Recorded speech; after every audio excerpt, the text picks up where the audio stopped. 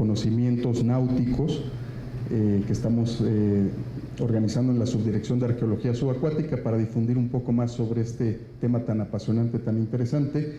Y es verdaderamente un gusto, un honor para todos tener hoy en día a este hombre aquí a mi lado, Javier Agote, realizar ese sueño, que es el construir una nave del siglo XVI en la cual uno se puede parar hoy en día. Eso es algo verdaderamente extraordinario.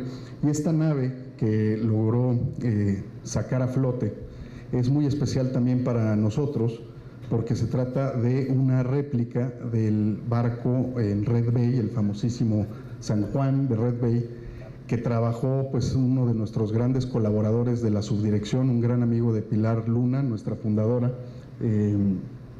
y que bueno, es hoy en día uno de los ejemplos de arqueología subacuática más emblemáticos, que sigue vigente, que sigue siendo un trabajo muy sólido. Entonces, a partir de ese naufragio en Canadá, es que aquí Agote decide construir el mismo barco siguiendo las técnicas tradicionales de construcción.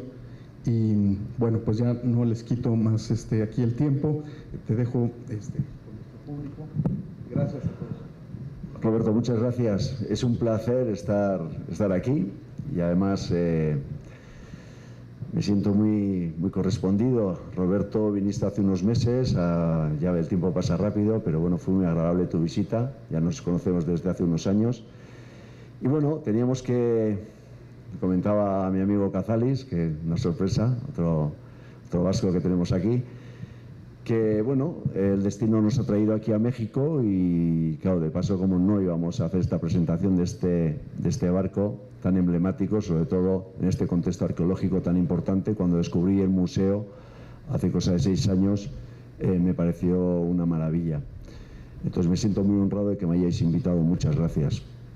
Bueno, yo soy Xavier, soy donostiarra de San Sebastián. Y desde pequeño pues sentí una pasión hacia el mar, algo indescriptible, porque bueno, era una relación bastante atípica, porque yo disfrutaba especialmente navegando en las embarcaciones que antes eran tan abundantes en la costa vasca, en el puerto de San Sebastián. Y no sé, había algo que me llamaba la atención muy poderosamente, y por ese motivo decidí, al ver que estas embarcaciones estaban desapareciendo, estoy hablando de las últimas embarcaciones tradicionales de madera, decidí que iba a aprender ese oficio, un oficio que ya nadie quería.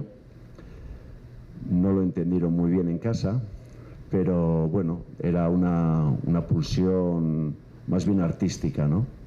El objeto era algo fantástico. Los barcos de madera pues tienen bastante de mágico, porque nacen en el bosque, son árboles que después flotan y si quieres puedes darte la vuelta al mundo, ¿no? Como hizo Elcano.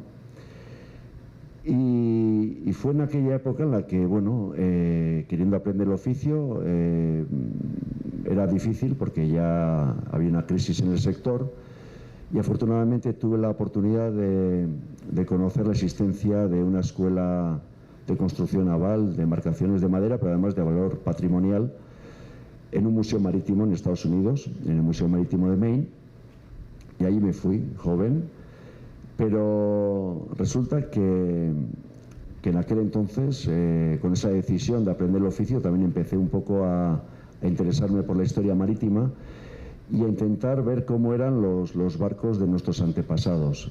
Estamos hablando de un contexto muy especial, porque en el País Vasco, según los investigadores Chanú, hace mucho tiempo llegaron a la conclusión que aproximadamente el 80% de las embarcaciones de la Corona de Castilla que estaban destinadas al Nuevo Mundo se construían en la costa vasca, ¿no? Entonces, bueno, era como un centro tecnológico muy importante, pero no conocíamos gran cosa.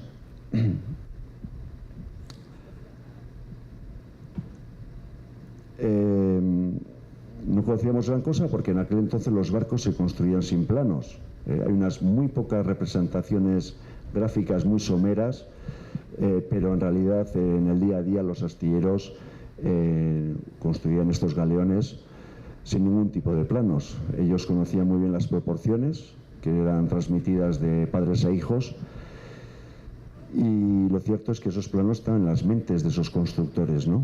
Y junto con ese conocimiento que se extinguió, lo que nos quedan pues es una serie de representaciones, tanto grabados en piedra como en cuadros que podemos encontrar en muchísimos museos, que dan una imagen genérica de cómo eran esos galeones transoceánicos. En una época muy importante, porque estamos hablando de los primeros contactos entre el viejo y nuevo mundo, nuevo para nosotros, desde la perspectiva europea. Y bueno, pues fueron los cohetes de aquella época, porque era la única manera que tenía la humanidad de conectar con el mundo, ¿no? Bien, esta era más o menos la información que teníamos, pero llega un momento en el año 1985 en el que National Geographic da la noticia al mundo del descubrimiento y la excavación de un galeón muy especial. Aquí podemos ver balleneros vascos en América en el siglo XVI, y le dedican la portada pues al descubrimiento de este barco. Esta es una varenga, este es el arqueólogo Robert Grenier, ya os hablaré después de él. Y el artículo principal está consagrado a este descubrimiento. Bueno, a mí la lectura del descubrimiento de este barco me cambió la vida, porque yo hasta entonces tenía el conocimiento, digamos, de lo que representaba una embarcación desde el punto de vista artesanal. No tenía ningún conocimiento histórico. Sabíamos en casa, en el País Vasco, sí nos sonaba que los vascos, nuestros antepasados, cazaban ballenas, porque está representado también en sellos, en escudos, y algo habíamos oído de que iban a Canadá a cazar ballenas, ¿no? Pero no sabíamos gran cosa más. Hasta el momento en el que estos investigadores del gobierno de Canadá, estamos hablando de una agencia gubernamental que tiene un departamento de arqueología subacuático que, bueno, Roberto me corregirá si me equivoco, pero que fue pionero en aquel entonces. Y la cuestión es que todo lo referente al galeón San Juan es absolutamente sorprendente. Tanto la manera en la que los arqueólogos llegan hasta allí, porque estamos hablando de que una investigadora canadiense, Selma Huxley, llega a los archivos históricos de Guipúzcoa, en Oñate, y el párroco local pues le informa de que hay una serie de documentos del siglo XVI que hace mención a la actividad, pero también a la actividad que se desarrolla no solamente en la costa vasca, sino también en Canadá. Y esta señora, que era canadiense, pues se queda muy sorprendida porque no conocía nada de ello. Ella era historiadora, pero nunca había oído hablar de la historia ballenera vasca, y se lo informa, se lo transmite al gobierno de Canadá, que le pide que siga con una investigación que le lleva a diferentes archivos, y en uno de ellos, en los archivos de Valladolid, lo que va a conseguir es un documento donde se menciona el naufragio del ballenero San Juan, que por cierto sabemos que gracias a ese documento que se construyó en Pasaya, y que va a hundirse en 1565 en la localidad que hoy día se llama Red Bay, en Labrador. Aquí tenemos Red Bay. Es un lugar en el que, bueno, muy sorprendente, porque está en el estrecho de Belle-Isle, así le llaman en inglés, Belle-Isle en francés. Y es porque tiene un nombre francés ese estrecho, porque junto con los balleneros vascos que iban a cazar ballenas, pero también a pescar bacalao, los franceses también pescaban bacalao. Pero las zonas bacaladeras eran más bien estas, y esta, sin embargo, era más zona ballenera. Bueno, era una actividad que realizaban los vascos en exclusividad. Nadie más cazaba ballenas a escala industrial, es una característica, yo creo que es la mayor característica que tiene el pueblo vasco, porque, bueno, podemos intentar buscar alguna cosa, alguna actividad de relevancia que se haya realizado en exclusividad en la costa vasca, y yo nunca he encontrado ninguna otra. Y lo curioso es que Red Bay en su día tuvo diferentes nombres. Uno de ellos era Brutus, un nombre un poco curioso, pero así aparece ubicado en un mapa de aquella época. Y los arqueólogos del gobierno de Canadá, liderados por Robert Grenier, se dirigen a Red Bay con la intención de encontrar esos vestigios. Es una zona más estratégica porque ya veis, las ballenas solían y todavía siguen viniendo al estuario de San Lorenzo. Este es el río de San Lorenzo, y es aquí donde las ballenas se solían frecuentar en la época estival. Y la cuestión es que las ballenas hacían esta migración desde el Ártico y pues parece ser que en vez de dar esta vuelta tan grande, pues iban directamente por aquí. Al ser una especie de embudo, parece ser que era más fácil atrapar las ballenas aquí que en otro lugar. Lo que sabemos es que Red Bay era el puerto principal ballenero vasco durante muchísimos años, donde a una media de 1000 vascos se dirigían prácticamente todos los años a cazar ballenas ahí durante 6 meses. Era una actividad muy peligrosa, muy arriesgada, pero bueno, ganaban pues mucho dinero. Y después sabemos que 1000 hombres se reunían, son estimaciones realizadas por los canadienses, y en el conjunto de este estuario, tanto en la actividad ballenera como en la caladera, estamos hablando de unos 5000 vascos que iban todos los años en barcos, sin cartas de navegación, simplemente siguiendo su instinto, porque todavía era una época muy en la que la zona se había pues descubierto recientemente, digo descubierto desde la óptica europea, porque ahí tenemos comunidades indígenas que además sabemos que participaban en esta actividad, les ayudaban a los balleneros en el despiece de las ballenas, en la salazón de los bacalaos, y a cambio pues obtenían una serie de objetos que ellos pues apreciaban muchísimo, como las propias chalupas, que os voy a enseñar ahora cómo son. 5000 hombres es muchísimo, porque es una época en la que en el País Vasco éramos 10 veces menos que en la actualidad. Es como si en la actualidad pues 50.000 hombres vinieran anualmente a estas zonas tan remotas de Canadá. Bien, para que veáis el contexto, esto es la bahía de Red Bay. Aquí es donde encontraron el galeón hundido, justo ahí. Esto es una isla que tenemos en la zona. Y los barcos estaban aquí fondeados porque todos los galeones fondeaban aquí, resguardados del mal tiempo.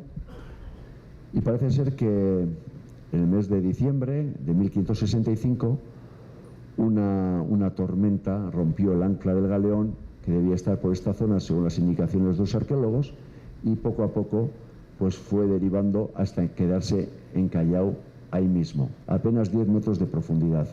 Bueno, ya veis que está todo cubierto de hielo. No es invierno, es el inicio del verano. Entonces eso es también a tener en cuenta para los que estudiamos los barcos. Todos los años los galeones tenían que surcar este mar de hielo, que eran los cascotes de hielo que se desprendían con el calentamiento del Ártico al inicio del verano. Una navegación muy complicada, muy dura, y además hay que tener en cuenta que la mayoría de los días, o muchísimos días, sobre todo en esta época, hay una niebla muy espesa, una niebla muy cerrada, que es el resultado del choque de la corriente del Golfo de México, que viene hacia Europa, que remonta a estas costas de Estados Unidos y que se encuentra violentamente con la corriente fría del Ártico. Ese contraste de temperaturas produce una niebla muy cerrada que hacía muy difícil la navegación. Bueno, a pesar de ello llegaban, no todos, pero llegaban muchos, y es aquí donde establecían, principalmente en esta isla, es donde los arqueólogos han encontrado una serie de vestigios bastante bien conservados de hornos donde fundían la grasa de la ballena, porque lo que ellos buscaban, no sé si lo he dicho, es el aceite de la ballena, que se usaba en gran medida para el alumbrado, y lo vendían en exclusividad en los mercados europeos a precios muy elevados, y por eso asumían esos riesgos tan grandes, porque la verdad para ellos merecía la pena. Bueno, los arqueólogos cuando llegan a Red Bay, lo cierto es que con las indicaciones recibidas de esta historiadora van a encontrar el barco muy rápidamente. No sé si en el primer o segundo día Y lo van a encontrar muy rápidamente porque está muy accesible, pero la gran pregunta es por qué no se había encontrado antes si estaba tan cerquita de la costa, y es porque estamos hablando de aguas que en verano no pasan por encima de los 2 grados centígrados. Entonces, los 150 habitantes de esa pequeña aldea, ninguno sabe nadar, ninguno, nadie se mete en el agua. Y bueno, por ese motivo, pues nadie lo había visto, estaba cubierto seguramente por algo de fango, pero los arqueólogos lo encuentran rápidamente y se dan cuenta que están ante el barco transoceánico del siglo XVI mejor conservado que se había encontrado hasta el momento. Estamos hablando del año 1978. Yo no soy arqueólogo y por eso te pido que me corrijas si me equivoco. Lo cierto es que desde entonces sí se han encontrado unos barcos de esa época todavía incluso mejor conservados, gracias a la tecnología, la robótica, los submarinos, a muchísimo fondo.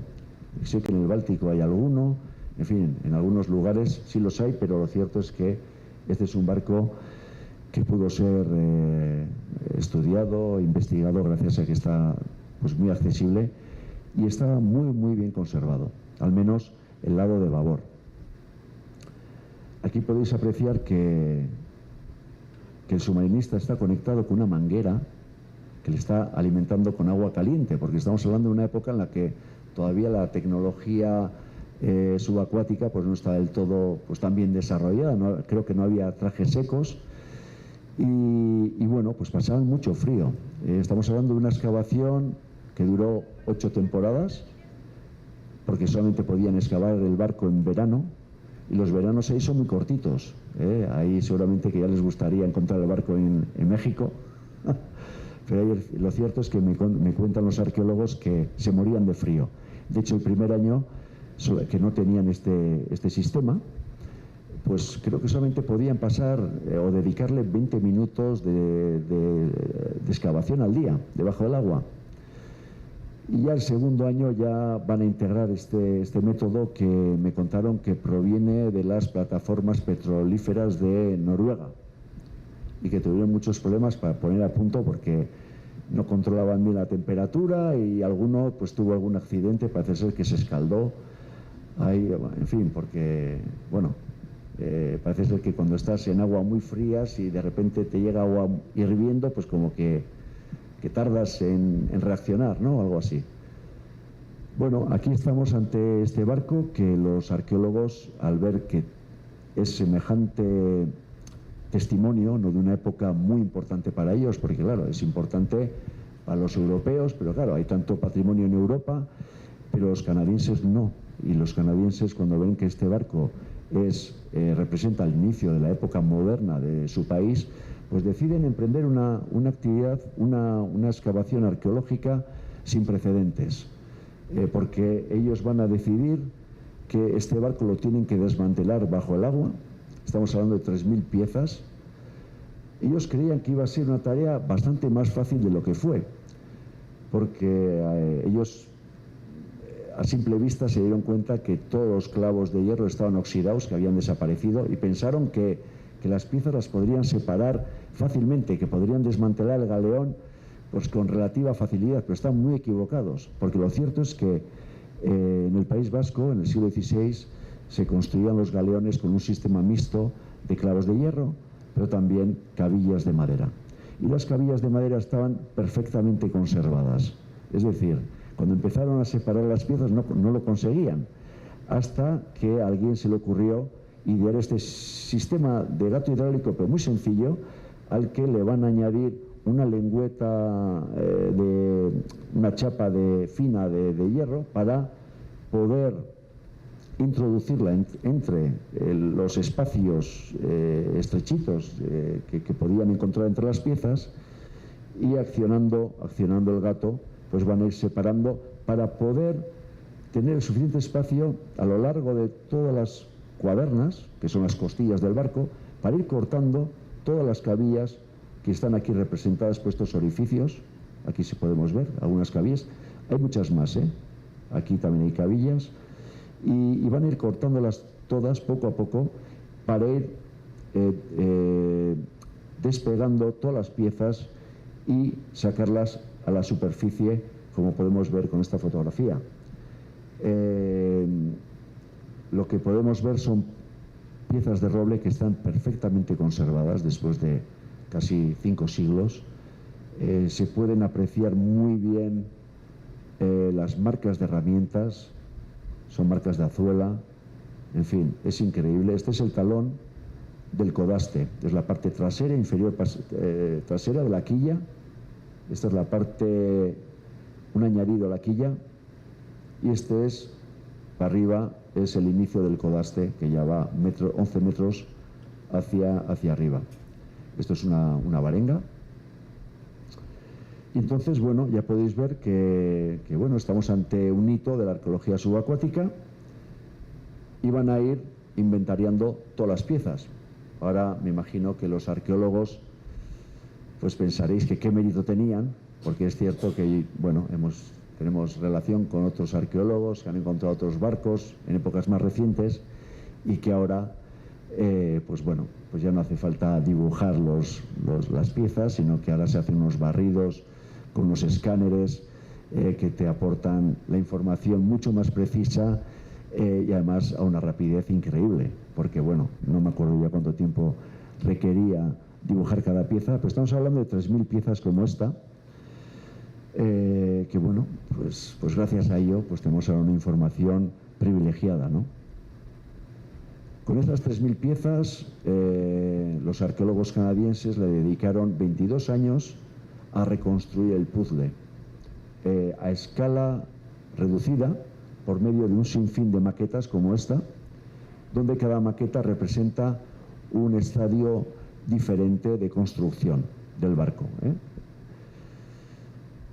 Bien, gracias a ello, las líneas de los planos, aquí estamos ante lo que los arqueólogos buscaban, ¿no? Es decir, ¿cómo eran estos barcos? Bien, desmantelando el pecio, lo que conseguimos es comprender cómo estaba el barco construido estructuralmente, pero sobre todo, y lo que era muy importante, es conseguir las formas del casco, es decir, qué forma tenía exactamente este galeón.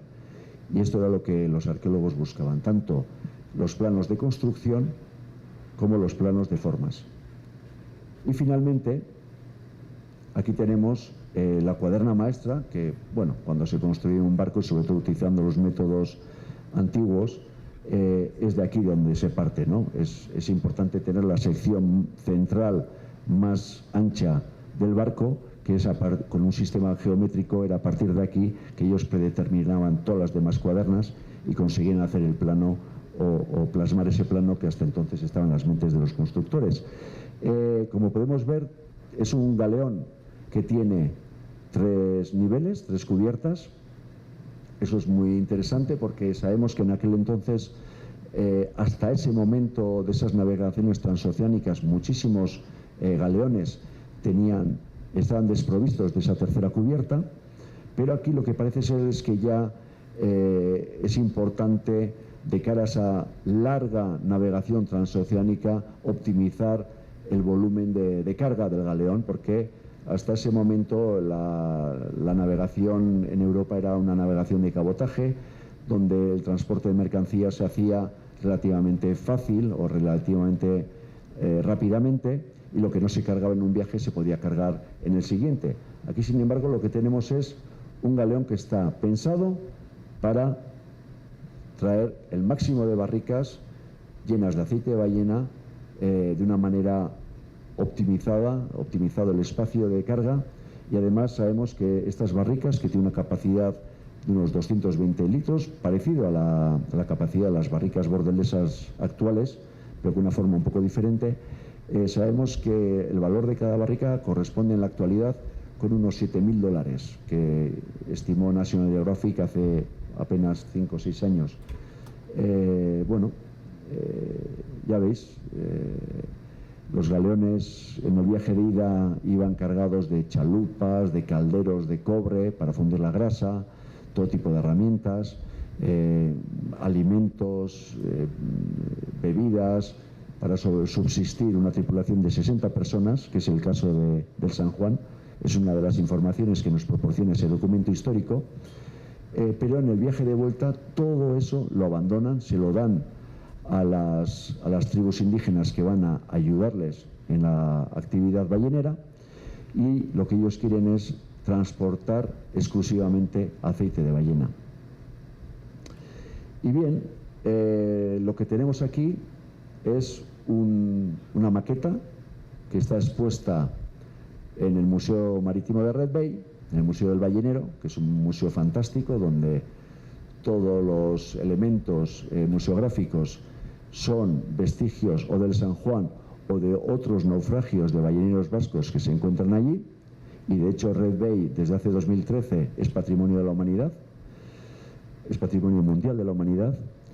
Y aquí lo que tenemos es el resultado final de casi 30 años de investigación, que es el poder realizar una maqueta fiel de lo que era un galeón europeo, en este caso vasco, del siglo XVI, un galeón transoceánico, que además, por cierto, según nos indican los representantes canadienses, estamos hablando de una actividad muy importante que, a pesar de que no formara parte de la historia oficial, porque estamos hablando de una historia protagonizada por mercaderes, es decir, por empresarios privados. Entonces, generalmente los pescadores, tanto entonces como hoy, generalmente no solían escribir para no llamar la atención, no solían divulgar el origen de su riqueza, al contrario de lo que hacían los reyes, porque los reyes generalmente cuando llegaba aquí Hernán Cortés, lo primero que hizo fue escribir al rey y decir qué es lo que ha encontrado y las riquezas que hay aquí, y digamos que son esos relatos los que forman parte de la historia oficial.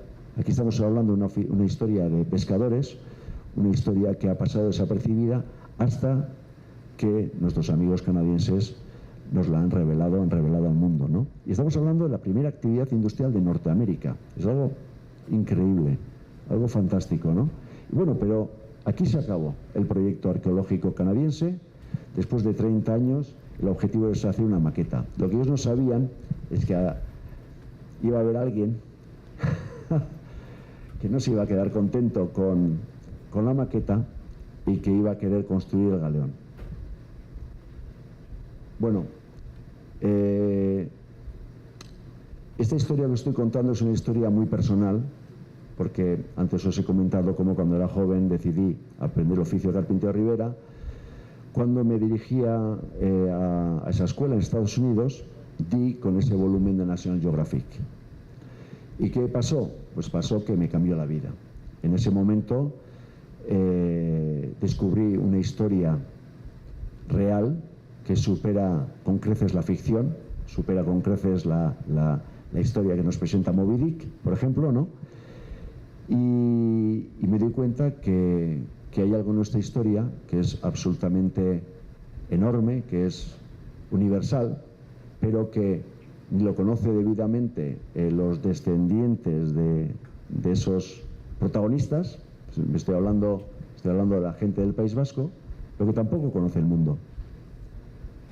Entonces, bueno, yo en su día tomé la decisión de si, bueno, conseguía aprender bien el oficio, que si conseguía desarrollarme como carpintero de Rivera y constructor naval, que tendría que llegar el momento en el que habría que construir ese barco. Entonces este barco no ha sido nunca un encargo, ni ha sido simplemente la determinación de un grupo de gente alrededor de Albaola. Albaola es la asociación cultural que voy a fundar en el año 97, con el objetivo de dar a conocer la historia marítima del País Vasco a través, ya no de una historiografía clásica, sino de la recuperación y puesta en valor y reactivación de la tecnología marítima que hizo posible la historia. Estamos hablando de un contexto en el que ya después de que la construcción naval en nuestra región fuera una de las principales actividades industriales durante siglos, es algo que se extinguió y que pensamos que hacía falta crear un espacio, un conservatorio de ese conocimiento perdido para recuperarlo, estudiarlo y darlo a conocer al mundo, ¿no? Entonces, por ese motivo, pues creamos poco a poco en un astillero abandonado en Pasaya. Pasaya está al lado muy cerquita de San Sebastián, que es la capital de Guipúzcoa. Y estamos a apenas 15 kilómetros de la frontera con Francia. Y entonces en este antiguo astillero que está abandonado nos pusimos manos a la obra en el 2014, bueno, antes, para poder inaugurarlo en el 2014, le añadimos un montón de elementos adicionales de madera. Ya el astillero prácticamente que está detrás, construido en hormigón, no se ve. Aquí tenemos esta esquinita blanca de aquí. Esta es parte del edificio original, pero todo lo demás que podemos ver aquí son añadidos, ampliaciones que hemos hecho, todas de madera, de cara a crear la factoría de la cultura marítima. Entonces, la factoría de la cultura marítima es un astillero, principalmente es un astillero, pero es un museo marítimo y es una escuela internacional de carpintería de Ribera, imitando el modelo de aquella escuela que me dio la oportunidad a mí de aprender el oficio.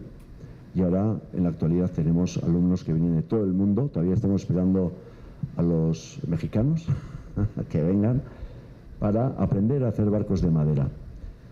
Todos los barcos que construimos son barcos de interés patrimonial e interés histórico. Bien, es cierto que el principal barco, el que eclipsa todos los demás proyectos, es el San Juan, y es el que os voy a enseñar ahora. Os voy a enseñar una relación de imágenes que van a enseñaros la cronología de la construcción, que empezó en 2014, que tuvimos que interrumpir durante 2 años durante la pandemia y que ya está a punto, muy cerca de ser votado, probablemente el año que viene. Bueno, eso es, voy a ir directo al proceso de construcción. Aquí lo que tenemos es la quilla es la columna vertebral del barco. Es muy importante porque sobre la quilla es donde se van a ir colocando todas las demás piezas, todas las cuadernas, las costillas del barco. Esta es la parte trasera, aquí va a ir el codaste hacia arriba y aquí va a ir la roda, que es la parte delantera, y aquí van a ir todas las cuadernas.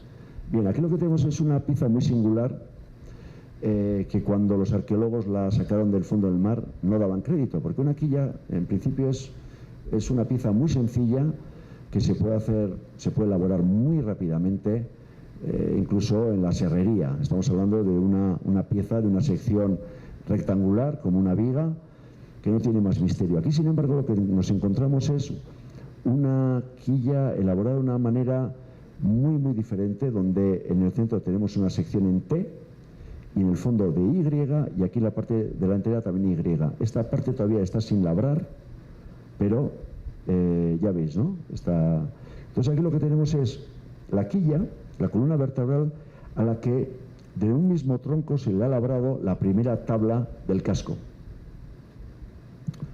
Es una elaboración muy compleja, muy complicada, requiere un tronco muy grande, pero parece ser que es un elemento vestigial, parece ser que proviene de la tradición de cuando los galeones en la costa vasca se construían a tingladillo. Ya sabéis, estos son galeones a casco liso, donde primero se empieza la construcción por la estructura y se finaliza forrando o añadiéndole las tablas que conforman el casco por el exterior. Sin embargo, en la Edad Media lo que hacían era primero elaborar el casco, solapando una tabla sobre la otra, como si fueran las tejas de un tejado,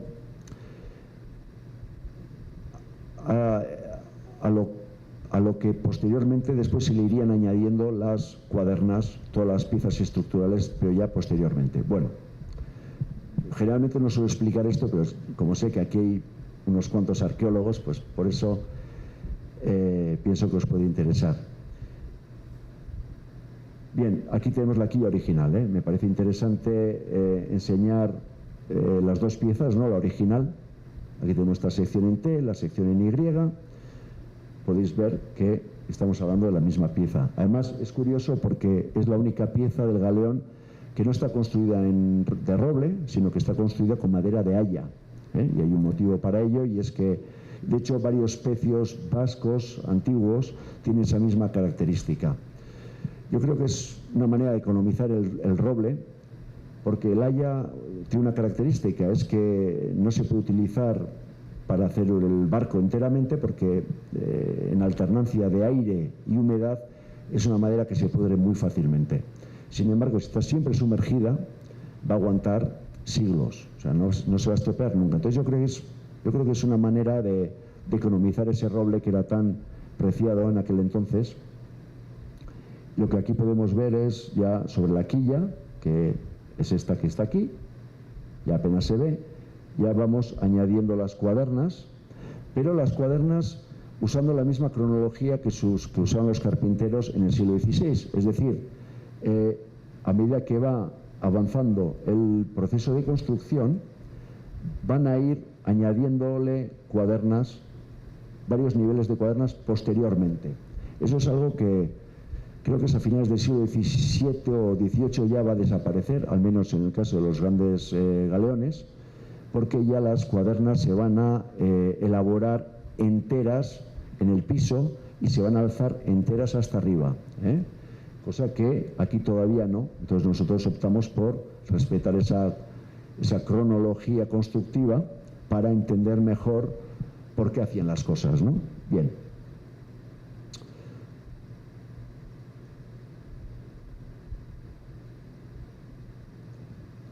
Bueno, ya veis, es un proyecto que nace de un contexto asociativo, con poca financiación. Entonces, bueno, no teníamos grúa, todavía seguimos sin tener. Entonces, bueno, todas las piezas pesadas se transportaban, las hemos transportado así entre mucha gente, tanto alumnos, carpinteros, como bastantes voluntarios que nos están ayudando en la construcción del barco. Y aquí lo que tenemos ya es, la bodega. Esta fotografía es interesante porque los visitantes que vienen a ver la construcción del barco desafortunadamente todavía no pueden acceder al interior del barco porque está en proceso de construcción, es un espacio de trabajo. Sí que tendrán la oportunidad de visitar el barco una vez que esté en el agua, acabado, pero aquí sí que es interesante esta fotografía porque lo que tenemos es ese segundo nivel de estructura, ¿no?, de costillas, que por cierto, el primer nivel, el que está aquí abajo, son las varengas. Después aquí lo que tenemos son genoles, ¿no? Y aquí lo que tenemos son pues unas extensiones de esos genoles, pero que no están unidas lateralmente, son genoles flotantes. Es la técnica constructiva del siglo XVI que nos enseñan los arqueólogos canadienses, que estas piezas están sujetas por fuera por una tabla, y después posteriormente vamos a colocar otra tabla aquí en el interior. Eso es lo que sujeta estos genoles flotantes, sí, ligazones, que se les llama. La primera ligazón y después aquí irá una segunda ligazón posteriormente. Es un barco muy alto que tiene muchísimo puntal.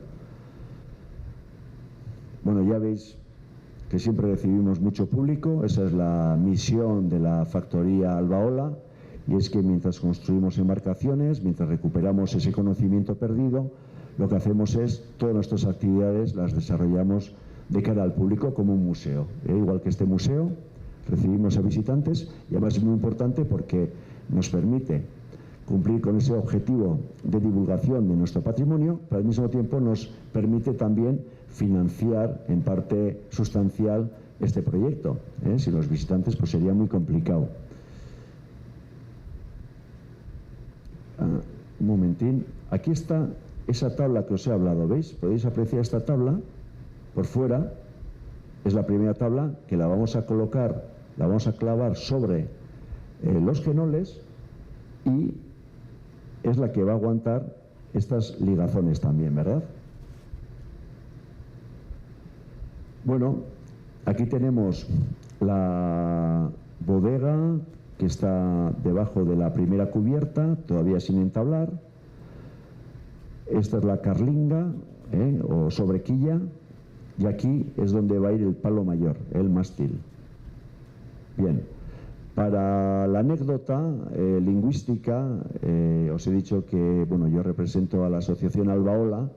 Albaola es un término, es una palabra muy antigua que fue recuperada también por los investigadores canadienses, que en euskera quiere decir la tabla lateral. Es una contracción de dos palabras, albo-ola, albaola, y que aparece mencionada en muchísimos documentos de construcción de aquella época, y es una palabra y una manera constructiva que, bueno, se perdió, fue reemplazada por otros tipos de piezas, y la albaola, la tabla lateral es esta.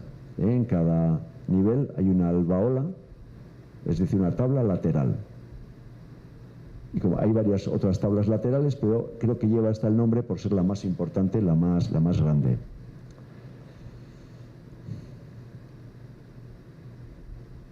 Bien, aquí tenemos la primera cubierta que ya está entablada, y junto con la primera ligazón, que es la que os he comentado antes, que sale de los genoles, tenemos aquí ya el segundo nivel de ligazones, como podéis apreciar.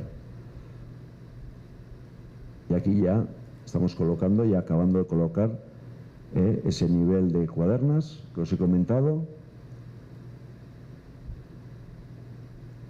Una vez que ya tenemos las cuadernas colocadas, procedemos ya a colocar esas tablas interiores que os he comentado antes, que son las que sujetan las vigas o baos, que es el término náutico que se emplea, baos, que son las que van a aguantar la segunda cubierta. Y aquí ya estamos, pues eso, ya preparando los castillos de proa, el castillo de popa. Este es un detalle de la base del cabrestante. El cabrestante es una bobina, es el motor del barco, ¿no? Es una bobina que va a recoger todos los cabos, todas las cuerdas de las anclas, de todo lo que tenga mucho peso, por ejemplo, la vela mayor, que va a pesar más de 1000 kilos, se va a izar gracias a activar el cabrestante, que es una bobina que se gira por medio del esfuerzo de una docena de hombres aproximadamente, y esta es la ubicación de ese cabrestante.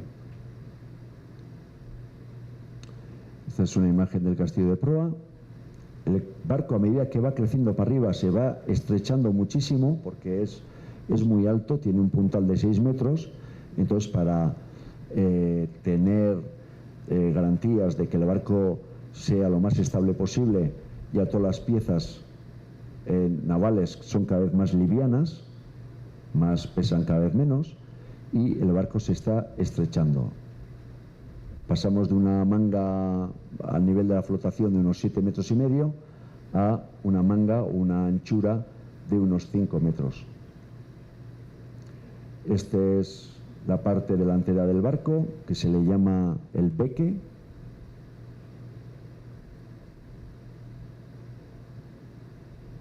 Y bueno, esta es una imagen de hace unos meses, ya tenemos esta parte ya completamente entablada. Como veis, hay muchísimos visitantes que vienen con mucho interés y mucha emoción, y al mismo tiempo que están descubriendo un proyecto muy singular, también les damos a conocer las claves de lo que fue la tecnología marítima que prácticamente abrió los océanos a la humanidad. Estamos hablando de una época en la que el mundo estaba dividido, el mundo no cristiano estaba dividido en dos, por el Tratado de Tordesillas, ¿verdad? El Papa le dio la mitad del globo terrestre a Portugal, la otra mitad se la dio a Castilla. Es una cosa de locos, pero eso se ha reproducido hasta hace poco, con la carrera espacial, con la Unión Soviética y los Estados Unidos. Eso ya lo hemos conocido, ¿no? Ahora ya hay más cohetes de muchos países, ¿no?, que van al espacio. Bueno, en aquel entonces solamente había dos potencias marítimas, ¿no?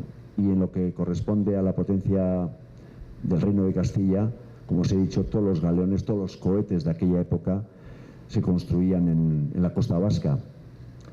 Yo creo que principalmente era porque teníamos en la costa vasca algo que no había en otros lugares de España, y es que había fantásticos robledales. El roble es la mejor especie de árbol, de madera de Europa para construir barcos, al mismo tiempo también que en la zona de Bilbao, en Somorrostro, había unas minas de hierro de una calidad excepcional, ¿no? Era de lo mejor que había en aquel entonces en Europa.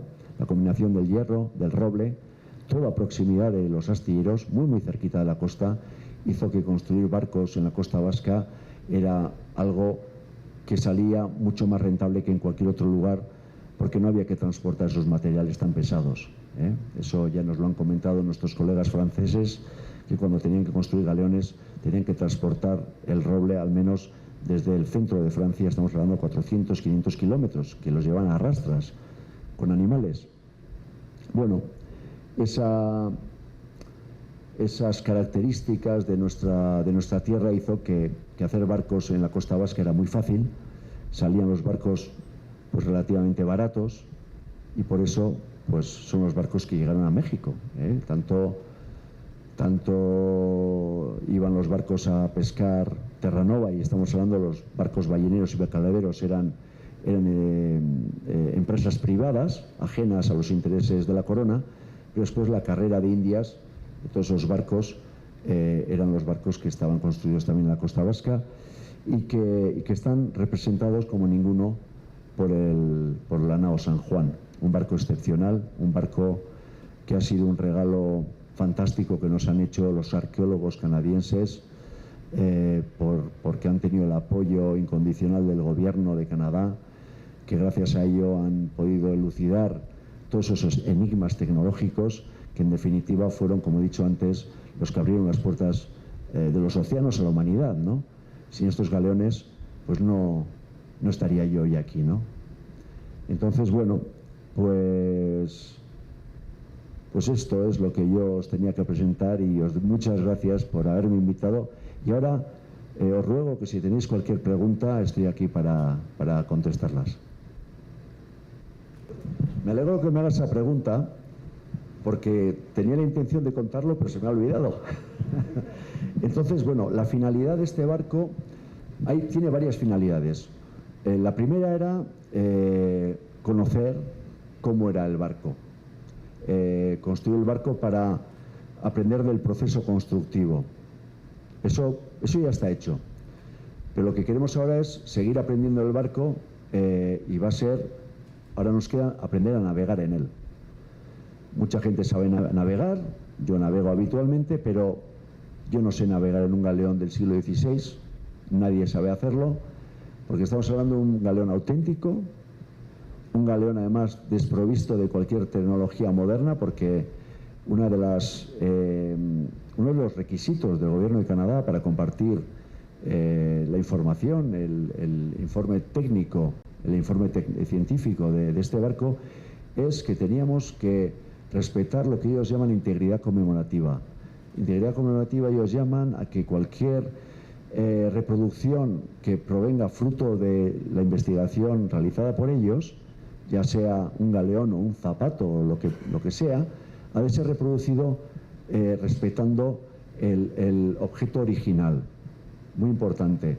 Es algo además que para nosotros no fue una obligación, quiero decir que coincidíamos plenamente. Nosotros siempre hemos abordado la construcción de las embarcaciones como un proceso de conocimiento.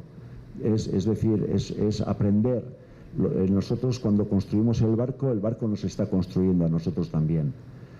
Entonces, el barco ya está, ese es su lado material, y lo que nos interesa es conocer su secreto inmaterial. ¿Cómo podemos navegar con un barco desprovisto de motor, unas velas enormes, porque estamos hablando de un barco mercante que está pensado para transportar una carga que pesa 300 toneladas mínimo, y eso requiere para su correcta propulsión unas velas muy amplias? Va a ser muy interesante. Entonces ya estamos trabajando con el gobierno de Canadá, que nos sigue en el proyecto con mucho interés, y que quieren recibirnos en Canadá. Estamos ya preparando ese viaje, que espero que no se demore mucho, que pueda ser allá por 2025 o 2026, y llegar a Canadá tal y como llegaban nuestros antepasados hace 500 años, y celebrar nuestra historia, darla a conocer al mundo. Pero también queremos ir a Canadá para agradecerles el fantástico regalo que nos hicieron. No llega a ser por el trabajo arqueológico. Los que estamos apasionados por esa historia marítima seguiríamos con un montón de incógnitas, con muchísimos enigmas, y están ya todos, prácticamente todos, elucidados. es una maravilla, ¿no? Entonces queremos celebrar ese proceso que empezó en el año 78 con la excavación, con la investigación, con la construcción. Queremos llegar hasta Canadá y celebrar ese patrimonio compartido, porque el barco, no lo he dicho, ha aparecido el logotipo de UNESCO. El barco, la construcción del barco cuenta con el patrocinio de la UNESCO. Además, ya sé que hace poco estuvisteis en Cozumel, hace unos meses, con Ulrike, que es ella la que nos dio el logotipo, el reconocimiento, el patrocinio de UNESCO. Y me parece que es muy importante celebrar el patrimonio, celebrar la historia y dignificar ese pasado, ¿no? Hay que dignificarlo porque, bueno, es una historia fascinante, ¿no? Que hay que darla a conocer y que es importante que la conozcamos todos. Ah, perdón, un momento, porque antes... sí, aquí han levantado la mano antes. No, Roberto. Vale, de acuerdo. Bueno, primero, antes que nada, muchas gracias por la presentación, muy interesante. Yo estoy relacionado con Albaola por un video botaron una embarcación de chocolate, algo así muy interesante. La semana pasada. Sí, entonces justo tenía esta duda de en Albaola tienen más proyectos también relacionados con embarcaciones del siglo XVI, XVII. Qué bueno, por curiosidad, ¿y cómo te llegó la noticia? Tengo una amiga que está estudiando ahorita el doctorado allá en España y me comentó que iban a que ella quiere colaborar con ustedes con réplicas. Una maravilla. Me compartió un video de esta embarcación de chocolate y dije, wow. Bueno, lo que es para mí una alegría muy grande es igual que cuando yo era jovencito y me fui de aprendiz de carpintero a ese museo marítimo en Estados Unidos, pues hoy día hemos conseguido que ahora jóvenes del mundo vengan a donde nosotros, ¿no? Y eso es una gran alegría. Además también vienen científicos, arqueólogos, tenemos también un convenio con el Centro de Arqueología Subacuática de Cádiz, que nos suelen mandar jóvenes arqueólogos a hacer prácticas y un poco a comprender cómo eran las estructuras de los barcos de aquel entonces. Bueno, en el caso del barco de chocolate que has mencionado, es simplemente que hace cosa de 2 meses vinieron la Asociación de Chocolateros del País Vasco con la propuesta, una propuesta de ellos, para ver si con nosotros podían hacer una chalupa de chocolate. La chalupa es la embarcación ballenera que acompañaba al galeón. Se calcula que el galeón, la nao San Juan, una nao de 250 toneladas aproximadamente, transportaba en su interior 5 chalupas balleneras. Y la cuestión es que decidimos construir una chalupa ballenera del siglo XVI, pero enteramente de chocolate. No sabíamos si lo íbamos a conseguir, porque bueno, nosotros sí sabemos hacer embarcaciones, los chocolateros saben hacer chocolate, pero no estábamos del todo seguros si la estructura iba a aguantar. Estamos hablando de casi 2.000 kilos de chocolate. Sí, y yo les puse una condición, y es que para realizar el proyecto era importante ir hasta el fin y convertir al objeto en embarcación. Eso requería una botadura. Y ahí se les abrió los ojos. Inicialmente no se lo esperaban, pero después recapacitaron, echamos la embarcación al agua, fue un éxito absoluto, vino un montón de gente, porque el proyecto despertó mucho interés. Entonces buscamos ese tipo de proyectos también, porque gracias a este tipo de proyectos singulares, que a priori pues no corresponden con lo que hacemos en el día a día, pero sí conseguimos captar el interés de un público que igual de otra manera no se acercaría a nosotros, ¿no? Y yo creo que ha sido un proyecto muy simpático y además, estoy aquí en México para establecer relaciones con cooperativas indígenas que producen cacao, entre otros productos, que queremos llevar al País Vasco por medio de una embarcación emblemática que vamos a construir.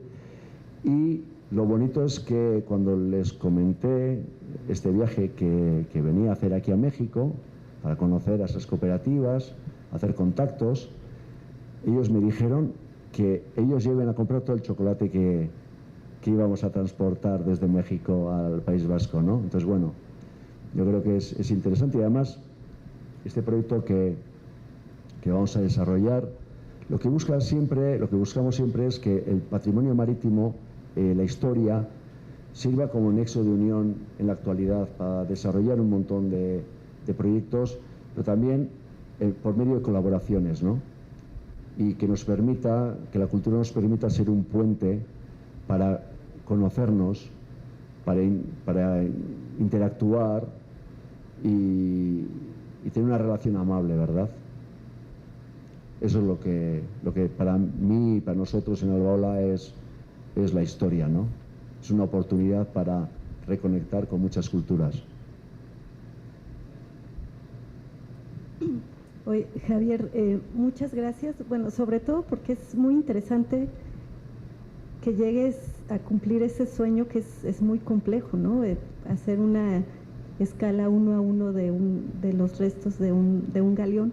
Y en ese sentido, mi pregunta es, ¿cuáles fueron las dificultades al hacerlo a tamaño real, en términos de que nosotros partimos, como dices tú, la quilla, pues aparentemente solo era de una forma y está todavía con pervivencias de tradiciones anteriores y es una transición, ¿no? Entonces, en ese sentido, cuando van construyendo, ¿con qué cosas te vas encontrando que son novedosas y que justamente le dan sentido a que esos barcos puedan hacer ese trayecto? Bueno, nosotros cuando empezamos a construir el barco, hay que tener muy claro que cuando lo ves por primera vez en un plano y empieza a coger forma, pues cambia completamente. De hecho, te das cuenta que estás ante otra cosa de lo que te podías imaginar al verlo en una hoja de papel, ¿no? Las mayores dificultades desde el punto de vista técnico ha sido en que, para empezar, es un contexto en el que el oficio se había perdido, entonces tenemos que formar a mucha gente, todo a la vez, todo al mismo tiempo. Entonces, la formación, la creación de conocimiento técnico para hacer el barco. Al mismo tiempo estamos hablando de construir un barco que requiere unas formas de madera muy concretas. Y esas formas en el siglo XVI se elaboraban en el bosque. Es una de las características también de la silvicultura de la costa vasca, ¿no? Donde sabemos, además fueron los arqueólogos canadienses quienes nos pusieron la pista del guiado de los robles, y después, unos años más tarde, unos investigadores encontraron la documentación que describe esa técnica, donde en los bosques vascos a las ramas de los robles se les da la forma exacta requerida para la construcción de todos los galeones. O sea, es decir, eran ya como muebles de Ikea. Aquí tenéis Ikea, ¿no? Sí, eran ya barcos previamente construidos en los árboles. Una cosa fantástica. Entonces, conseguir la madera necesaria en un contexto en el que ya la silvicultura ya no es la misma, los bosques ya no son los mismos, pero bueno, nos hemos sentido acompañados muy bien por los guardas forestales de la provincia de Navarra, del Reino de Navarra, donde todavía tenemos robledales, pues bueno, bastante interesantes, aunque son robledales salvajes, ya no están guiados. Muchos robles están viejos, entonces la madera no siempre es la óptima. Entonces nos ha costado mucho trabajo en conseguir la materia prima, y con la materia prima también está el hierro.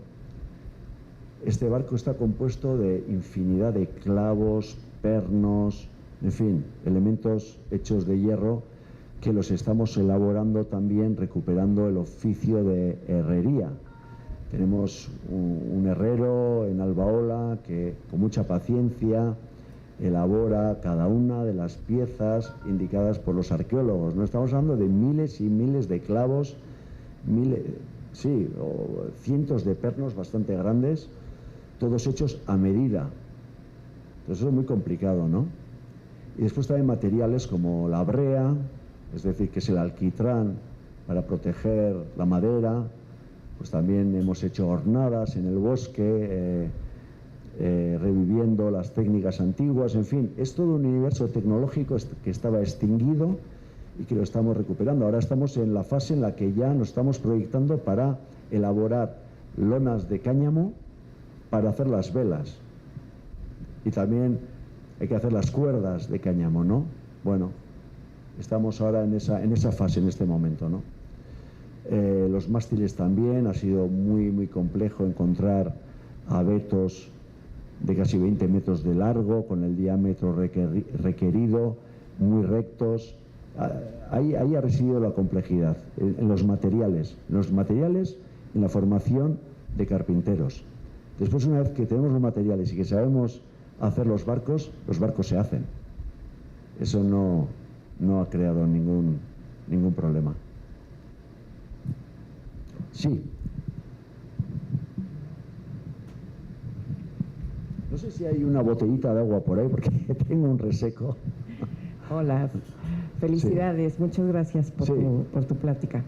Yo tengo una pregunta sobre el proceso de construcción. ¿Desarrollaron también las herramientas? ¿O utilizaron herramientas contemporáneas o encontraron que se requieren de otras herramientas para poder hacer el proceso? Sí, nosotros... una botellita privada. Qué muchas gracias.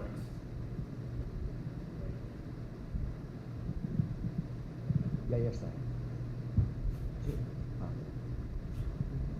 Bueno, nosotros hemos construido el barco utilizando dos dinámicas diferentes. Unas, hemos elaborado un montón de piezas utilizando herramientas de época, azuelas y hachas, y después hemos utilizado herramientas modernas también.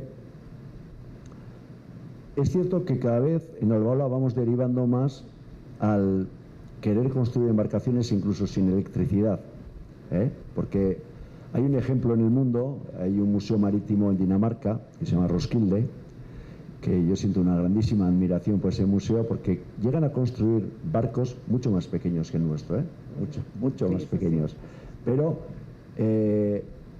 usando exclusivamente las herramientas de época. Bueno, eso es muy difícil porque es muy costoso, porque eso requiere muchísimo tiempo y muchísima gente. Entonces eso requiere también una economía que te lo permita, ¿no? Estamos hablando de un galeón que en su día habría sido construido por 300 personas, seguramente, además 300 personas altamente especializadas, que sabían lo que hacían. Pero, dicho eso, nosotros, como tenemos un espacio expositivo donde hemos elaborado prácticamente todas las piezas principales del barco, la mayoría de ellas las hemos elaborado utilizando las azuelas y las hachas. Primero por placer, pero también porque son herramientas muy eficaces, una vez que has aprendido a utilizarlas, y también porque al público le encantan esas herramientas. Es cierto también que las herramientas que son más productivas, las máquinas eléctricas, hacen muchísimo ruido. Entonces, en nuestro contexto, tenemos un espacio ajeno a las visitas donde hacemos esos ruidos, pero gran parte del trabajo lo hemos hecho utilizando esas herramientas rudimentarias con grandísimo placer, y además es algo en lo que queremos ahondar todavía. Es probable que lleguemos a construir un barco de envergadura de esa manera a la que me he referido antes. Ok, y una última. ¿Cómo hacemos para participar en el proceso de la navegación del galeón? Porque te interesa. Muchísimo. Bueno, bien. También estudié construcción naval. ¿Ah, sí? Y así a la antigua. Y ya pues entonces sí. Tenemos que hablar después. Bueno, pero yo lo que ya te puedo adelantar es que todos los días recibimos muchos visitantes y todos los días, casi todos, muchos días nos hacen la misma pregunta. Hay mucha gente que quiere embarcarse. Entonces yo lo que les digo es que todavía no hemos empezado a organizar la tripulación, que empezaremos con una lista de candidatos, y que quien no tenga la oportunidad de hacer el primer viaje, pues podrá venir en el segundo, y en el tercero y en el cuarto. Pero sí que es muy agradable saber que hay gente que quiere embarcarse, y por supuesto, ya te adelanto que estás invitada. Solo habrá que ver cuándo encajamos tu llegada. Pero sin duda, sí, porque es un proyecto muy participativo. De hecho, hay muchísimos voluntarios que vienen a ayudarnos. Obviamente son ellos los que van a tener prioridad, como es lógico, ¿no?, ante cualquier tercero, por mucho interés que tenga, pero antes a los de casa. Pero sin duda, nuestra vocación es dar la oportunidad al gran público para que viva la historia marítima, tanto participando en nuestras actividades en el astillero como navegando. Tenemos otras embarcaciones. Hace poco, a Roberto le he enseñado antes un pequeño vídeo. Hace 2 semanas estaba navegando en un patache del siglo XVIII que hemos construido nosotros. Hemos hecho una navegación de Bretaña al País Vasco. No, llevamos GPS. Eso. Sí, pero el patache tal cual, y sí, una navegación fantástica, ¿no? Entonces, bueno, hay muchos barcos, hay diferentes épocas. Es muy interesante además construir embarcaciones de épocas diferentes, porque se puede de esa manera apreciar la evolución naval, ¿no?, que ha habido a lo largo de los siglos. Muy interesante. Pero bueno, todo aquel que tiene interés se puede acercar. Una característica nuestra es que trabajamos puertas abiertas. Todo aquel que quiere participar no tiene ningún inconveniente en venir, ninguno. Es increíble esta historia que nos has narrado, y sobre todo es increíble que haya estado oculta durante tanto tiempo, ¿no? O sea, ¿cómo es posible que un galeón vasco en el siglo XVI haya sabido que llegaban a Red Bay las ballenas y las hayan ido a cazar, ¿no? Eso es increíble, ¿no?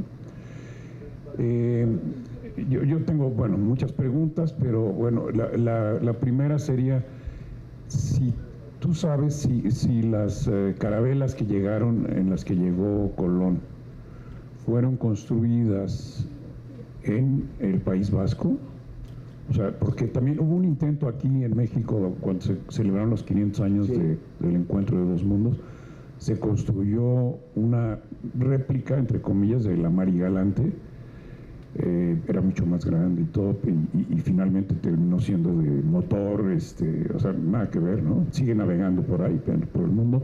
Yo estuve registrando el proceso de construcción en su última etapa. De hecho, hasta iba a navegar también, a hacer el trayecto de regreso a Cádiz.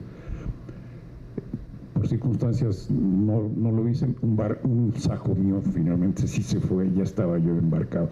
Pero bueno, no sé si conoces de estos dos temas que estoy mencionando. Conozco, sí. Y bueno, para empezar, siempre se presentan como réplicas y no lo son. Yo creo que es importante matizar, ¿no? Porque nosotros estamos construyendo una réplica. Es decir, el barco que ahora está en construcción en Pasaia tiene la característica de ser el único barco a nivel mundial que es tal y como era. Es auténtico. Y después todos los demás barcos, porque es una época fascinante, ¿no? Es ese primer contacto, para bien o para mal, del viejo y nuevo mundo, ¿no? Es fascinante, eso va a cambiar el devenir de la humanidad. Por ese motivo se han hecho muchos barcos, supuestas réplicas, ¿no? Pero bueno, lo cierto es que ninguna de las que navegan por ahí son interesantes. Yo creo que además distorsionan la realidad, porque cuando se presentan como fieles réplicas lo que hacen es engañar a la gente. Yo creo que eso es así. Y bueno, si el Mari Galante fue construido en el País Vasco, no se sabe. Es probable, por ese contexto que os he comentado antes, muy probable, pero no se sabe. Lo que sí sabemos es, por ejemplo, y esto es unos datos relativamente recientes, de hace pocos años, y es que los barcos de la primera vuelta al mundo, de Juan Sebastián Elcano, Magallanes Elcano, pues al menos 3 de los 5 barcos eran barcos vascos, y además tenemos aquí al que fue alcalde de la localidad de Lekeitio, que es de donde era la nao Trinidad. Curioso, estábamos hablando antes de la nao Trinidad, hace nada, que se hundió en Ternate, ahí en Indonesia, en las Molucas, ¿no? Y también Lekeitio era el que organizó toda la expedición, toda la logística de la expedición. Artieta era, ¿no? Sí, Artieta. Organizó un marino, un mercader de Lekeitio también. Entonces, bueno, muy importante, tanto la Victoria como la Trinidad como el San Antonio eran embarcaciones vascas. Las otras dos no sabemos, pero probablemente. Entonces, bueno, sí, es increíble que no se conozca todo esto, ¿verdad? Que lo estemos revelando ahora, pero muchas veces me preguntan por qué, cuál es el motivo. Bueno, yo os voy a decir lo que yo creo, ¿eh? Puedo estar equivocado, pero yo estoy también contento de estar en México, y lo he manifestado varias veces cuando estuve anteriormente en México, y creo que lo dije ayer en un fantástico desayuno que tuvimos ayer. México no reconoció nunca el franquismo, ¿no? El régimen de Franco. Y de hecho, además, fue una tierra de acogida para muchísimos vascos. Eso tampoco se habla mucho de ello. Y las generaciones jóvenes de vascos tampoco, muchos no los... Mi hija creo que no lo sabe. Pero ¿qué sucede? Que cuando yo era niño, Franco murió cuando yo tenía 11 años. Entonces, el panorama cultural, tanto de España como del País Vasco, era desolador. Desolador. De hecho, yo creo que se nos ha desposeído de nuestra identidad, porque no vas a decir a estos vascos que tienen sus deseos políticos, los que sean, ¿no? Tal vez ajenos a los deseos del régimen, que la costa vasca fue un lugar excepcionalmente desarrollado. Más bien lo que se nos ha transmitido era que éramos una cultura de unos pobres desgraciados que tuvieron que emigrar también a México y a Estados Unidos y a Argentina como pastores. Se nos ha transmitido una visión colectiva absolutamente ajena o opuesta a lo que en realidad ha sido nuestra historia, que ha sido una historia marítima, donde el interior de la tierra también trabajaba mirando al mar. Todos los bosques, todas las minas, todas las ferrerías, todo está pensado en la construcción de galeones para navegar por todos los mundos, ¿no? Entonces, bueno, yo creo que proviene de ese contexto de desculturalización en el que no hemos sabido todavía dar a conocer tanto a nuestra sociedad como al mundo cuál ha sido nuestra verdadera historia. Y lo mismo pasa también con las comunidades indígenas. El proyecto que tenemos ahora entre manos lo que busca es crear nexos de unión con los colectivos indígenas de México que sufrieron terriblemente la colonización española, donde los vascos también participamos muy activamente, y que ahora llega el momento también de crear esos vínculos para resarcir, no pedir perdón. Yo creo que no hay que pedir perdón, porque el resarcimiento lleva implícito el perdón, y crear alianzas en base a nuestra historia común, que, como digo, ha tenido sombras pero también ha tenido luces. Y eso es lo que hay que hacer, es usar más la historia para conocer quiénes somos y para darnos a conocer al mundo. Y bueno, nada más una curiosidad, chalupa es una palabra euskera, ¿verdad? Sí. ¿Cómo se escribe? Chalupa, bueno, la grafía es con TX, pero bueno, es una grafía reciente. Lo que importa es cómo se pronuncia, ¿no? Chalupa. Yo creo que las chalupas mexicanas que coméis, yo creo que tienen forma de embarcación, ¿no? Yo creo que puede venir de ahí. Por una chalupa es como la chalupa de chocolate, ¿no? Es una embarcación abierta que puedes meter ahí guacamole, lo que sea, ¿no? Y te la comes. Eso es. Gracias. Pero es que hay mucha relación histórica entre el País Vasco. Hombre, y no me puedo ir de aquí sin decir que mi superhéroe es Andrés de Urdaneta, que él nacido en Guipúzcoa, en Ordizia, fue el pupilo del Cano, y fue él quien encontró el tornaviaje, la ruta comercial más importante que ha tenido el mundo durante 2 siglos y medio, que unió por primera vez Asia, América y Europa. Eso lo hizo Urdaneta, que él murió aquí en México. Él era ya considerado novohispano, igual que Legazpi y otros muchos más, ¿no? Y que contribuyeron también al desarrollo, pues, de la economía del Pacífico. No es que contribuyó, es que fue decisivo, fue algo fundamental, ¿no? Ese comercio de la plata que iba a China, ¿no? Pero que después no sabían traer las riquezas chinas aquí, a Acapulco, ¿no? No tenían ni idea. Y durante medio siglo la corona española lo intentó infinidad de veces, cada vez fracasaban, hasta que a alguien se le ocurrió preguntarle a Urdaneta, que estaba de agustino aquí, estaba en un convento, y además está bajo tierra. Urdaneta está en algún lugar que hay que localizar, es que hemos hablado de eso, hay que localizar dónde están sus huesos, ¿no? Y sí, hombre, entonces es un lugar donde nuestros antepasados han estado aquí, y para mí personalmente es muy importante México, muy importante. Gracias. Buenas tardes. Primero que nada, agradecerte esta plática que está extraordinaria, agradecer a los organizadores de estos eventos porque es maravilloso, y que puedas compartir con ese amor que le tienes a esta profesión que escogiste, y qué bueno que la puedas compartir. Tengo 2 preguntas. La primera sería el tiempo de travesía que piensan hacer más menos, y la otra, pues ya estamos conviviendo con la tecnología. De una u otra manera deberías quizá tener GPS, quizá motores, no sé si lo pensaron o no, y todo ese tipo de cosas para poderlo desarrollar. Muy bien. Gracias. Sí, mira, la navegación va a consistir en un proceso que nosotros llamamos de arqueonavegación. Es decir, vamos a reaprender a navegar. Es decir, el barco está lleno de secretos y nos va a tener que transmitir. Entonces, lo que sabemos es que una navegación transoceánica en este tipo de galeones se realizaba en torno a 1 mes y medio aproximadamente. Bien, nosotros seguramente necesitaremos más tiempo. ¿Por qué?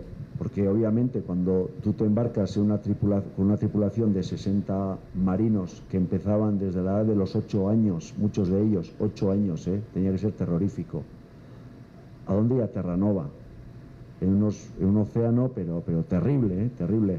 En el viaje de ida más o menos, pero el de vuelta, que volvían ya en otoño, el norte del Atlántico es un infierno, un infierno. Entonces, bueno, ellos sabían lo que hacían, nosotros tenemos que aprenderlo, entonces ya veremos, pero yo lo que espero es llegar, y después sí llevaremos GPS, porque precisamente lo que tenemos previsto es tener dos equipos de navegación, uno utilizando las herramientas, los instrumentos de aquella época, que no hemos utilizado nunca, pero que seguramente no sabremos utilizarlos debidamente y probablemente nos podamos perder, y por eso tenemos un equipo que tendrá la tecnología moderna, es decir, el GPS, que es un invento fantástico, ¿no? Bien, será divertido a ver qué piensan los del GPS.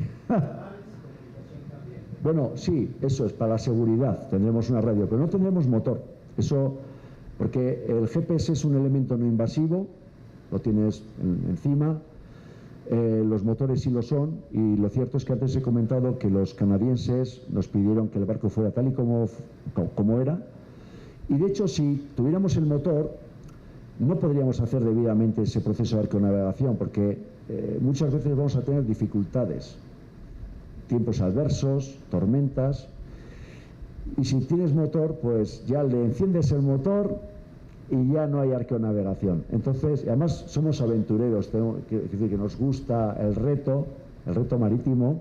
Ya hemos hecho algunas expediciones bastante extravagantes y bueno, así navegaremos y así aprenderemos. Bueno, me toca. ¿Sí? Sí.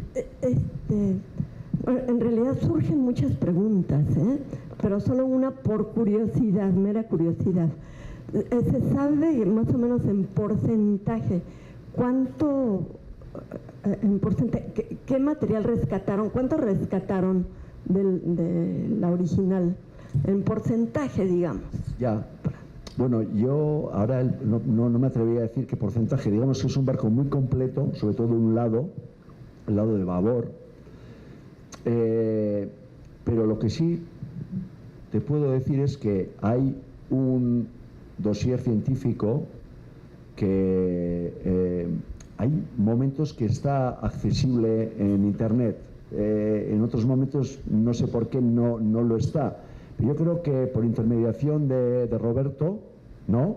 Yo creo que ese dossier, ese informe, el informe científico del San Juan, que está publicado en inglés y en francés, ahí tienes toda la información. Prefiero porque ahora no tengo en mente la cifra, el porcentaje, pero está considerado ser el barco del siglo XVI más completo que se encontró hasta entonces. Sí, Albaola es el nombre de la organización que yo represento. Ahí no vas a encontrar esa información. El dossier científico, Roberto probablemente te pueda... Si Roberto Junco, que él es arqueólogo, no sé si os conocéis, en fin, bueno. Sí. Sí. Sí, muchas gracias por esta conferencia muy interesante. Yo tenía dos preguntas, una como que está ya contestada más o menos, que sería precisamente la navegación con los instrumentos antiguos, de los que si se encontraron arqueológicamente hablando. Se encontraron. Sí. Y bueno, como ya comentaste cómo iba a ser la navegación. Y la segunda es, bueno, existe probablemente la información arqueológica en cuanto a planos de la construcción de la embarcación original, pero existen planos o la documentación de la nueva embarcación que han realizado, o sea, sí, trazos y todo esto. Sí, solamente que no está del todo elaborada de cara al exterior, pero sí tenemos toda esa información. Es algo que queremos publicar, pero una vez se acabe el proceso constructivo, porque estamos ahora elaborando un documental. Vamos a hacer publicaciones donde aparecerá toda esta información. Respecto a los instrumentos de navegación, el San Juan tiene la característica de que dentro del pecio se encontraron los 4 instrumentos principales, que es el sextante, el astrolabio, la corredera, o sea, es decir, la cuerda que tiene los nudos. La velocidad de los barcos se mide en nudos y mucha gente me pregunta ¿por qué? Y es simplemente porque en aquel entonces tenían un cordel con nudos, cada nudo está a una distancia predeterminada y echaban por la borda ese cordel y en un tiempo preciso pues ellos contaban el número de nudos que había transcurrido. No sé si me he explicado.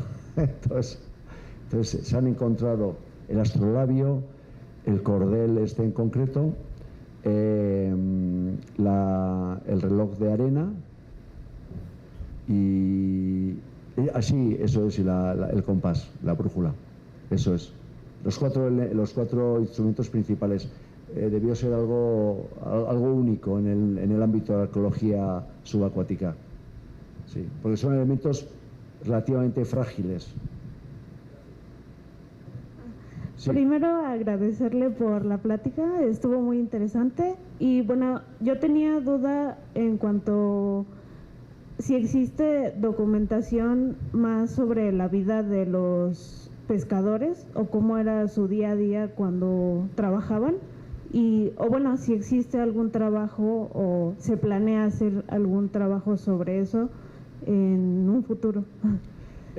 Bueno, el día a día de los pescadores no estaba descrito, pero sí es cierto que es una actividad que ha transcurrido a lo largo de los siglos y que se ha desarrollado hasta relativamente hace poco, ¿no?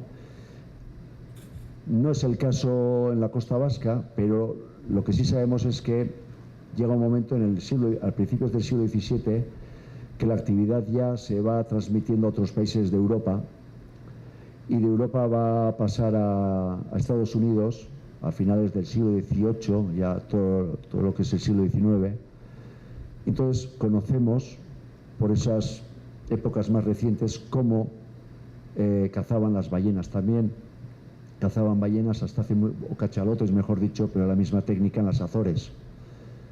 Y hay grabaciones, sabemos, hay vídeos sobre cómo cazaban estos cachalotes, cómo los arponeaban. Entonces, bueno, hay grabados también, pero esas actividades que eran banales en su día no solían describirse, salvo en contadas ocasiones. Sí es cierto, ahora me viene a la mente que a principios del siglo XVII hay un explorador francés famoso en Francia, que es Samuel de Champlain, que es uno de los exploradores franceses que van a Canadá, y cuando llega Champlain a las costas canadienses, él es testigo de la caza de la ballena protagonizada por los vascos, y entonces él describe cómo cuando el arponero le clava el arpón en el lomo de la ballena, porque la actividad se realizaba primero clavando el arpón principal, era un arpón especial que tenía el objeto de garantizar que no se iba a escapar, porque ese arpón estaba unido con una cuerda de 200 metros que estaba atada a la chalupa. Y después, posteriormente, lo que hacían era sangrar a la ballena con otro tipo de arpones más finos, más profundos, y es así como la mataban a la ballena. Pero lo que nos dice Champlain es que cuando le clavan ese arpón, el primero, la ballena empieza a nadar a toda velocidad, como es normal, y va arrastrando a la chalupa a la velocidad de un caballo al galope. Es así como describe. Y hay que tener en cuenta que eso era algo muy peligroso, porque si la embarcación volcaba, que solía suceder, entonces todos los hombres morían automáticamente de hipotermia, porque el agua está tan fría que, según nos explicaron, no durarían 10 minutos en el agua. Entonces, bueno, hay que tener en cuenta ese contexto geográfico de esos lugares tan fríos, tan remotos, donde era una lucha de vida y muerte todos los días. ¿Cuántos hombres iban? 7 hombres. 7. De hecho, nosotros hemos reproducido varias chalupas antes de la de chocolate, y una de ellas, hace ya tiempo, en el año 2006, la metimos en un contenedor, la llevamos a Quebec, y allí, ataviados con las ropas que reproducimos del siglo XVI, en base a vestigios que se han encontrado en las tumbas de Red Bay, y alimentándonos con los alimentos que aparecen en los documentos, los alimentos que ellos embarcaban, que todo era comida precolombina, en el sentido de que los pimientos, el tomate, todos estos productos mexicanos prácticamente no se habían introducido todavía en nuestra dieta. Entonces, la dieta era bastante pobre en aquel entonces. Y bueno, nos alimentamos igual, nos vestimos igual, y recorrimos 2000 kilómetros con esa chalupa, fruto de la arqueología. Empezamos la relación con los arqueólogos canadienses antes de empezar con el galeón, antes de empezar por el tejado. Empezamos sentando unas bases con un proyecto mucho más asequible, que era la reproducción fiel de la chalupa que ellos excavaron, que estaba más debajo del San Juan, porque el gran regalo que tuvieron los arqueólogos al decidir desmantelar el galeón, porque eso no se había hecho nunca. Normalmente un galeón o cualquier barco lo encuentras y lo vas a documentar, vas a sacar medidas, vas a sacar fotografías, en fin, la metodología la saben mis compañeros de aquí. Pero aquí, cuando van a extraer todas las piezas. En la última campaña, al sacar la quilla que os he enseñado antes, se dan cuenta que debajo está la chalupa. Y eso es muy interesante porque el galeón tenía un rol más bien pasivo. Una vez que llegaba allí, desembarcaba todo y esperaba ser cargado de barricas de aceite. Podía estar 6 meses hasta ser cargado, ¿verdad? Pero la actividad diaria se hacía por medio de las chalupas, pequeñas chalupas de aquí a la pared, 8 metros, una tripulación de 7 personas, 6 remeros y el patrón, el capitán. Y así andaban todos los días, siguiendo las ballenas, matándolas. La dificultad era después remolcarlas hasta los hornos que estaban en las playas, porque una ballena podía pesar entre 60 y 80 toneladas. Y yo me acuerdo cuando hicimos esa travesía con la chalupa de 2.000 kilómetros, descendimos todo el río San Lorenzo, remontamos Nueva Escocia, después remontamos la costa oeste de Terranova hasta llegar al Labrador, tardamos 2 meses.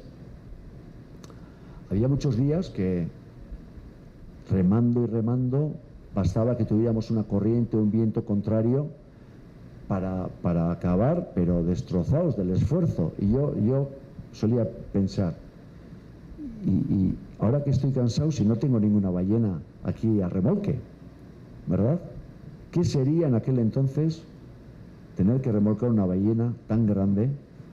Porque ellos la cazaban donde estuviese, a veces cerca de la playa, pero en alguna ocasión me imagino que estarían en lugares bastante remotos, ¿no?